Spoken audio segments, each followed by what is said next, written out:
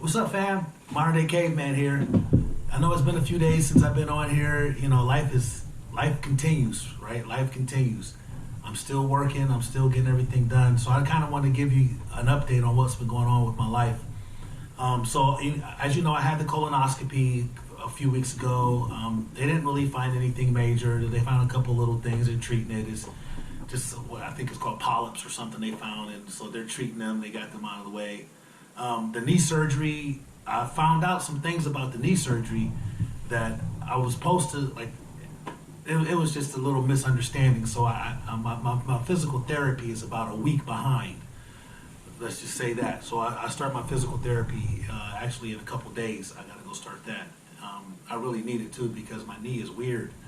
It's weird. It looks weird and it feels weird. So I got to try to get that back together.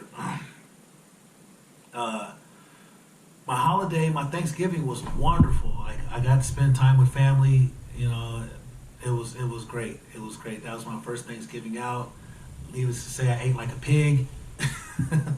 But the one thing I did do though, so I figured that I had that colonoscopy, right? So it cleaned out my system. So I got a chance to clean out all of the junk that was in my system because it literally, when you do that prep stuff, it cleans you all the way out. When I tell you, like, it cleans you all the way out.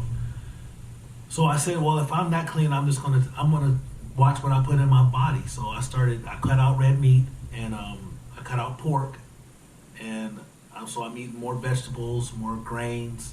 I eat chicken and turkey and fish. And it's been an interesting little diet, you know. It's been a little interesting little diet. I've been getting full. I feel a little better. I got a little bit more energy. But the problem is my knee at night. Like, God, my knee it cramps at night. But for the most part, I feel pretty good. So big announcement. It's a big announcement. So we had a meeting. When I say we, the Jubilee Project. We had a meeting with the Ohio Department of Rehabilitations and Corrections and the Ohio Adult Parole Authorities, right? The parole and probation authorities. And we've made a little pact to where we're going to be getting most of our clients, our participants in our community for our transition house. They're going to be coming out of the ODRC. And that's what the whole thing was. Like, that was the whole thing. Remember, that was my thing, reentry. I was trying to get into reentry, and I wanted guys coming out of prison, and I know the type of guys that we're looking for. So we had a great meeting. They came out to the transition house, and they stayed, and we talked, and we ironed out all the little details. And I think this is the start of something major. We're going to be doing major things here in the near future. And I'm really excited about that because I know what guys need when they come out of prison, especially violent offenders. They don't get the treatment that they need. They don't get the help that they need. They don't get any of the things that they need because they're violent offenders. And they don't care if your violent offense was 20 days old or 20 years old. You're a violent offender. They kind of shun you. The same thing with sex offenders. So we did a lot of discussion about how we can fill the slots that we have on our transition house and how we can move forward transitioning other properties, and because we're trying to do one for women too, but we want to get this one up and running, and I think that it's going to be a great thing. So the whole ODRC, like, I don't know if you guys really understand the significance of connecting with the Department of Rehabilitation and Corrections, because one of the biggest things that they're having right now is an issue with housing. They can give you everything. They've been able to provide everything else that the guys need. They just can't give them a place to live. So if you don't have a place to live, that's the hardest part. That's just one of the biggest things. But our emphasis is not on, when it comes to the Jubilee Project, and our emphasis is not, we're not emphasizing housing. That's not, we don't want you to think that you just come there and, you know, you got a place to live. That's not what it's about. We are a community, and we're a community organization, and you kind of get inducted into community, and we teach you skills, but you just happen to live in a house that we own. So, and the house it just comes with the job because you work for us, and we give you these skills that you need to progress and move forward, and you can stay there as long as you want. But you pay rent, and you know you got a lock on your door. But you know we got to. It's it's a little like logistics and stuff, but we're not promoting the housing part of it. But we just wanted people to know that if you get accepted into our community, you have a place to live.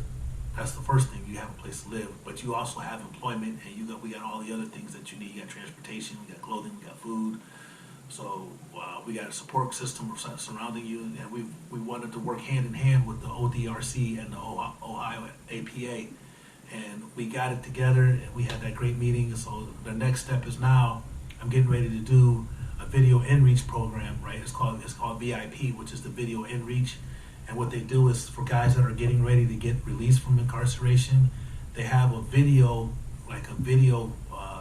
conference. Like they'll have them all in a room that's especially coming to our region, which is Hamilton County. And they'll say, okay, Hamilton County is doing a VIP.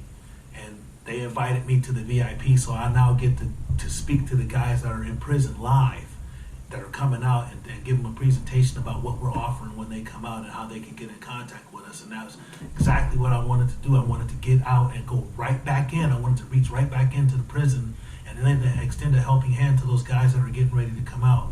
And I'm really proud of that. I'm really proud that I'm now a part of the system that can help, transform this or reduce the recidivism rate and get some success. I know we're not going to be 100% successful, but I'm praying that if we're at least 50% successful, if we can save 50% of the guys, man, we're doing great. We're doing great. So I just wanted to give that announcement out, let everybody know that my dream is still moving forward, man. God has still got me right where He wants me to be. I'm still doing the work that He set me out to do. And I just wanted to, I'm gonna do it right now. I'm gonna give thanks to God for putting me in a position that I'm in. I just love my job. I love it. It's had its up and downs, man. I've had some. I've had this up and downs, man. We had a client that he lasted maybe a week. But it's just like we can't let the show must go on. We got to keep going forward. We can't let anything hinder us. So with that being said, I gotta say it. Don't forget to like and subscribe to my channel. Don't forget to hit the notification button. I still like doing that. I don't know. That's the coolest thing, man. Remember, God loves you. So do I. Peace. One love.